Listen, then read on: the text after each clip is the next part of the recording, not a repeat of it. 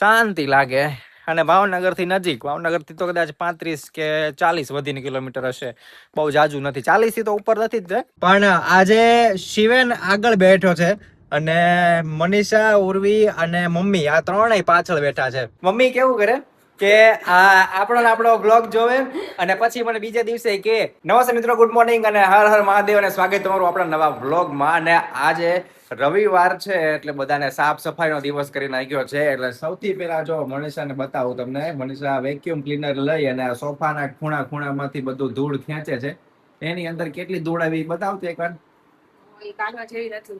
આપણે ખાલી આમના માહિતી પછી બતાવો. બહારથી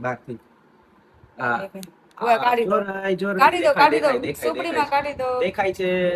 હમણાં કાઢ ને પછી હાલો, વાંધો નહીં, કાઢ એટલે હમણાં જોઈ લઈએ. બાકી બધા ખૂણામાંથી એને ધૂળ લઈ લીધી છે. હવે ઉપરથી લેવાની છે પાછી. આ કરતા અને મમ્મી અહીંયા બાવા પાડે છે મોટી હાવેણી લઈને. બધા સાફ સફાઈમાં લાગી ગયા છે. મમ્મી અલગ અલગ જગ્યાએથી બાવા પાડે છે. મેં કીધું આજે રવિવાર છે ને એટલે બધા સાફ સફાઈ કરી નાખો. કાંઈ બીજા દિવસે તો કાંઈ ટાઈમ નથી રહેતો. ટ્યુશન વાળા હોય ને આ હોય ને બધું હોય એટલે આજ રજા છે. આ ટ્યુશન વાળા નહીં, રજા હોય એટલે આજ બધું સાફ કરી નાખવાનું. બધા ડ્રોવર ના ખાના સાફ કરી નાખ્યા. હા, આ 2 ડ્રોવર કર્યા. પછી ઓલું બહાર નતું શિવની કચરા પેટી ઓલું કુંજો, ઈ આખો સાફ કર્યો. ઉપર સાફ કરીને મમ્મી જે વાત કરે છે ને, એ શિવેન નું બધું છે ને તોડફોડ કરેલા રમકડા એ બધા જો આ છે. સરસ મજાનું પિયાનો હતો, એમાંથી એને બધું તોડફોડ કરી અને હાવ છૂટું પાડી દીધું. આમ જો કેવું કરી દીધું. અને બીજી એક થેલી આજે અહીંયા છે. એવી રીતના બધો કચરો કરેલો. આમાંથી અમુક એને સાચવવાનું હશે એટલે થોડુંક કાઢી લે છે. હવે જો માંથી ઓલી ધૂળ કાઢે છે. મનીષા કાઢતો. આ આપણે ક્યારે લીધું હતું વેક્યુમ ક્લીનર? 2 વર્ષ જેવું થયું હશે, 2-2.5 વર્ષ. બહુ સારું કામ કરે છે અને વાંધો નથી આવતો. ધૂળ ખેંચી લે. સોફા માંથી આટલી ધૂળ કાઢી છે. હજી આમાંથી ધૂળ છે. ઓહો, જોઈ લો ત્યારે.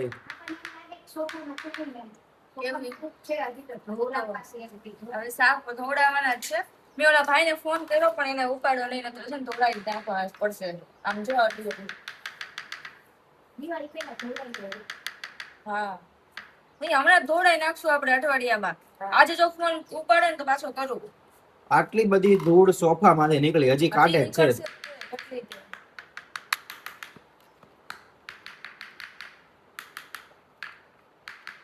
તોય અમે ક્યારે સાફ કરીએ છીએ વેક્યુમ થી. મહિને આ વખતે થોડુંક મોડું થઈ ગયું સાફ કરવામાં. નતર છે ને મહિને કરી જ નાખીએ છીએ. થોડુંક આ વખતે કામ એટલું બધું હતું ને તો મોડું થઈ ગયું. હા, તો એટલી ધૂળ નીકળે. દર મહિને આટલી ધૂળ નીકળે. આ થોડુંક મોડું થઈ ગયું. આ વખતે થોડુંક મોડું થઈ ગયું, સાફ નતા કર્યા એટલે વધારે થોડીક નીકળી. ચાલો હવે હું નાઈ લઉં અને નાઈન દીવાબત્તી કરીને ચા નાસ્તો કરી અને પછી થોડા ઘણા વિડીયો જે બનાવવાના છે એ બધા વ્યવસ્થિત બનાવી લઈએ અને પછી કામે લાગી જઈએ. બધું કામ પતી ગયું છે ને તૈયાર થઈ ગયા છીએ. વિડીયો બની ગયા, બધું કમ્પ્લીટ થઈ ગયું. અને અત્યારે વાગ્યા છે 11:15 અને શિવેનના આ જે ક્રિકેટના શૂઝ લેવા જવું છે. તો હું જાઉં છું ઉર્વી અને શિવેનની સાથે ક્રિકેટના શૂઝ લેવા માટે થઈને. અને શિવેન ઘણા ટાઈમથી કહેતો હતો કે મારે શૂઝ લેવા છે, પણ કાંઈ મેલ નહોતો આવતો. એટલે આજે જઈએ છીએ અમે. એના અલગ અલગ, એને કોને ખબર, મેં નહોતા વિચાર્યા અને મેં નહોતા જોયા એવા. ઈ મને કહે છે કઈક બટન વાળા, લોક વાળા ને એવા બધા એવા, એવું કઈક ને ચકડી ફેરવી એટલે ફીટાઈ થઈ ગઈ ને ઊંધી બાજુ ફેરવી એટલે ખુલી જાય. એવું જોઈ લેશું ત્યાં હોય ને તો. અને નહીતર પછી બીજા કયા આવે છે ને ક્રિકેટ, 1000 એના એમ જ આવે કઈક 1000 ના. હા, ઈ તો મને નથી ખબર, કેમ કે મેં પહેલી વાર સાંભળ્યું. તે જે તું કે વર્ષ 1.5 વર્ષ સુધી હાલે એવું હોય. જોઈ લેશું ત્યાં કયા કયા છે ને ઈ. અને અમે સ્પોર્ટ્સ ની દુકાન ઉપર જ જઈએ છીએ, જેથી કરીને અમને શું છે કે ખબર રહે ક્રિકેટ ની અંદર કયા શૂઝ આપણે લઈ શકાય. એને વધારે ખ્યાલ હોય એટલે એ આપણને સજેસ્ટ કરે. એમાંથી અમે થોડા ઘણા સિલેક્ટ કરશું. બરોબર લાગશે તો લઈ લેશું. બરોબર. અને બાકી એવું કઈ હશે તો પાછું બીજી ક્યાંક રિસર્ચ કરીને બીજે કોઈ જગ્યાએ આંટો મારવા જાશું. શિવેનના શૂઝ ગોતવા માટે નીકળ્યા તો છીએ અને ઘણી બધી દુકાને, ઘણા બધા શોરૂમમાં, ઘણા બધા સ્પોર્ટ્સની દુકાને જી આવ્યા, પણ ક્રિકેટના સ્પેશિયલ શૂઝ જો મળે તો શિવેનની સાઈઝ ન હોય અને શિવેનની સાઈઝ મળે તો ક્રિકેટના ન હોય. બેમાંથી એક જ થાય છે. એટલે હવે ઓનલાઈન મગાવવા પડશે તારી માટે. આપણે ઓનલાઈન ઘરે જઈને જોઈ લઈએ કે કયા કયા છે, અને એમાંથી ક્રિકેટના જે હોય એ તારી માટે મગાવી લઈએ, બરોબર, અને તારી સાઈઝ એમાં નાખીને મગાવીએ. અને હવે અત્યારે ટાઈમ થયો છે સાંજના 4:10. તો હવે અમે બધાએ નક્કી કર્યું છે એક જગ્યાએ જવા માટે, ખાસ બહુ જોરદાર જગ્યા છે, આપણે ભાવનગરની નજીક જ તે છે. સોનગઢ, સિહોર સોનગઢ વટી જઈએ ને એટલે આંબળા પાસે આવ્યું. આંબળા પાસે તિરુપતિ બાલાજી નામનું એક મંદિર છે, બહુ જોરદાર છે. અમે 2-3 વાર જઈ આવ્યા છીએ, આજે પાછા અમે જઈએ છીએ. અને ત્યાંનું લોકેશન એવું જોરદાર છે, મંદિર એવું બહુ મસ્ત છે, નવું જ એકદમ ડેવલપ થયેલું છે ને હજી એની સાર સંભાળ એવી જ રાખેલી છે. અને વરસાદ આવે છે ને એટલે મસ્ત વાતાવરણ હશે. વરસાદનો વ્યૂ બહુ જોરદાર, ડુંગર ઉપર છે, આટલો બધો મોટો નથી પણ થોડુંક એમ બહુ મસ્ત છે. ટેકરા, હા બહુ મસ્ત છે. સામે તળાવ છે પાછું એની. હા એની સામે તળાવ છે, બહુ મસ્ત છે. હવે અમે અત્યારે અડધા રસ્તે પહોંચ્યા છીએ અને સિહોર વટી ગયા છીએ. હવે સોનગઢ આવવાની તૈયારી છે, પણ આજે શિવેન આગળ બેઠો છે અને મનીષા, ઉર્વી અને મમ્મી આ ત્રણેય પાછળ બેઠા છે.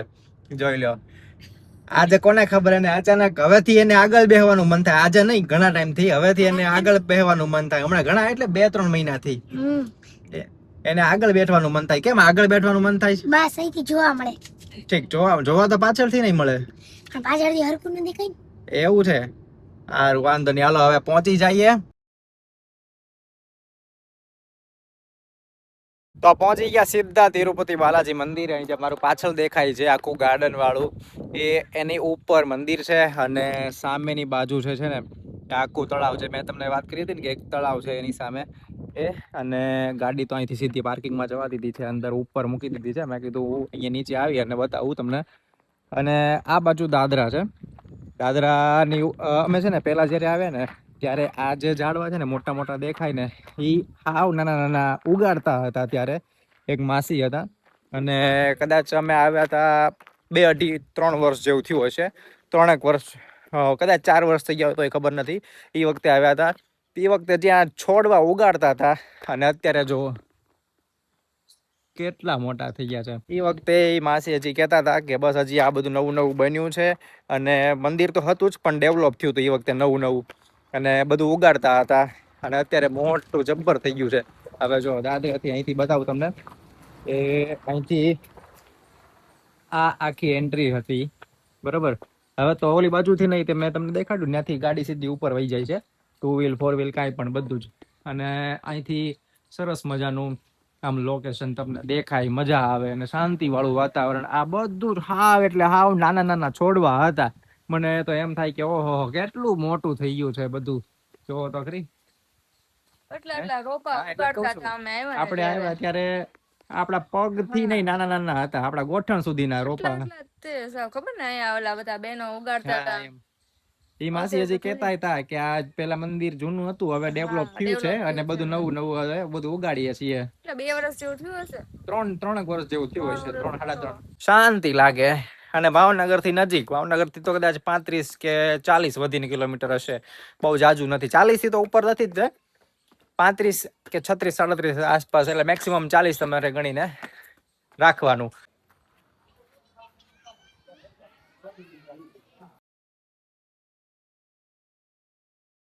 પાછળ બેઠા છીએ અમે શાંતિથી મંદિરની બાજુમાં, અને સરસ મજાનું આમ ગાર્ડન જેવું છે, એકદમ ઘાસ લીલું લીલું.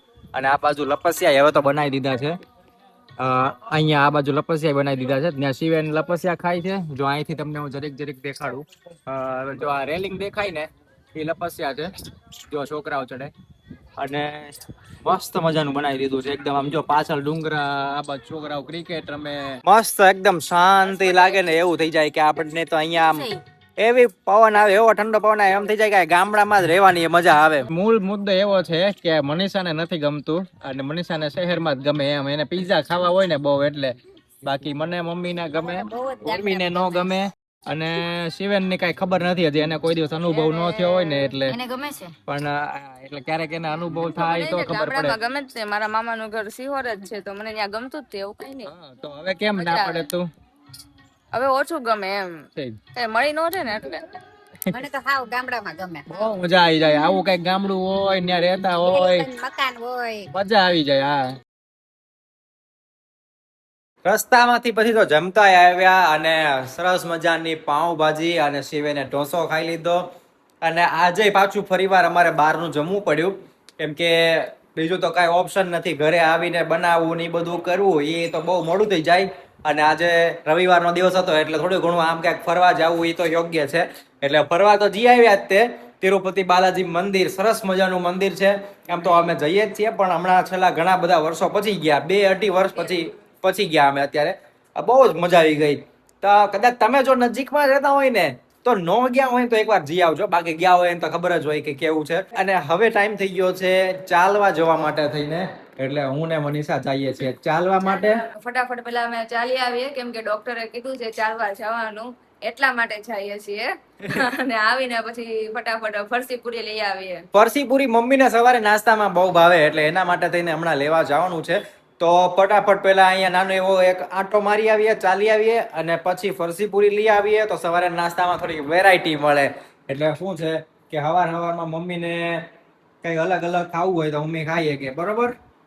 હા મને ભાવે. પેલા આ મનીષાના પપ્પા કાયમ દર રવિવારે દઈ જતા હતા. હા, ઈ દર રવિવારે ઓલું ગાંઠિયા નહીં આપતા ને, એની હારે સરસ ફરસી પૂરી આપતા હતા, પણ હમણાં એ નથી આવતા ને એટલે હમણાં એને તો ટાઈમ નથી રહેતો. હું એટલે અમારે લેવા જવી પડે છે. એટલે હવે અમારે લેવા જવી પડે છે. નહીતર એ છે ને મનીષાના પપ્પા મારી માટે સ્પેશિયલ, એટલે મેં એકવાર વાતમાંથી કહી દીધું હતું કે વાત નીકળી હશે ને ત્યારે કે મને રવિવારે કે કોઈ પણ એવી રીતના તો ગાંઠિયા અને જલેબી બહુ ભાવે. તો ખબર નહીં અમને ક્યાંકથી પકડાઈ ગયું અને પછી દર રવિવારે આપી જતા હતા. દર રવિવારે પછી આપી જાય. અને ક્યારેક ક્યારેક આપણે ઓલી ફ્રાય ઈડલી, હા, ફ્રાય ઈડલી આપી જાય.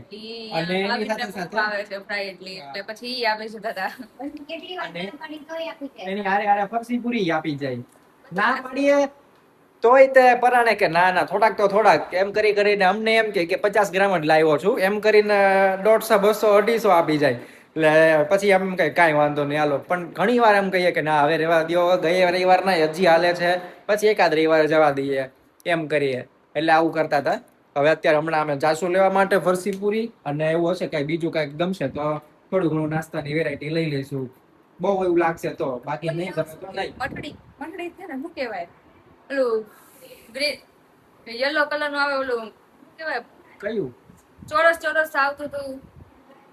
એકવાર ખબર છે ઓલા મહેન્દ્ર કાકા આવ્યા હતા ત્યારે એમ કહેતા હતા કે મારે આ લઈ જવું છે. ઈ હું મઠડી જ છે ને, ઈ એવું કાંક હતું. ત્યાં હશે, એવું બતાવીશ, નામ ભૂલાઈ ગયું મને. કાંઈ વાંધો નહીં, હાલો પેલા આપણે હાલી આવીએ. હા, મેથી, જો મેથી કેવું? મેથી મઠરી. હા, ઠીક, કાંઈ વાંધો નહીં. અને મમ્મી જો અમારો અત્યારે બ્લોગ જોયો છે એ છે ને મમ્મી કેવું કરે કે આપણો બ્લોગ જોવે અને પછી મને બીજા દિવસે કે હું આવી દેખાતી હતી તારે મને કહેવાય તો ખરી ને, એમ મને આવું મારા વાળ ઊંચા આવ્યા એ મને કહેવાય તો ખરી ને, આવું તો મને કહેવાય તો ખરી ને. હવે એ તો વ્લોગ છે, ડેઈલીમાં જે કાંઈ આવતું હોય એ બધું અમે લઈ લઈએ. એટલે આવું બધું છે. એટલે મમ્મી બધું ચેક કરીને પછી બીજા દિવસે મને કે ચાલો મમ્મી અમે પેલા ચાલી આવીએ ને પછી પૂરી લઈ આવીએ.